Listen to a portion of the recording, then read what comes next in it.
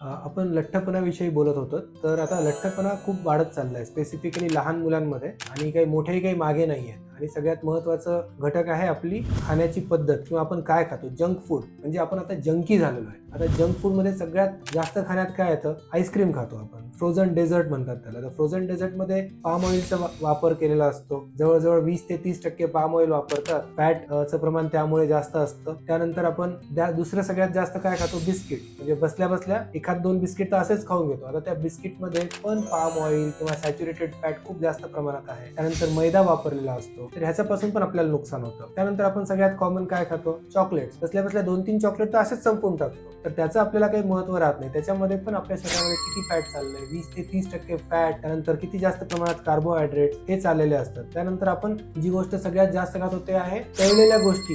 म्हणजे आलू भुजिया असो किंवा चिप्स असो, ह्या गोष्टी खातो. याच्यामध्ये पण किती फॅट चाललंय हे लक्षात घेत नाही आपण. 20 ते 30% सॅच्युरेटेड फॅट परत परत तळलेलं ऑइल यूज केल्यामुळे नुकसान होतं. तर ह्या नुकसानापासून वाचायचं असेल आपल्याला तर आपल्याला ह्या गोष्टी थांबवायला पाहिजे.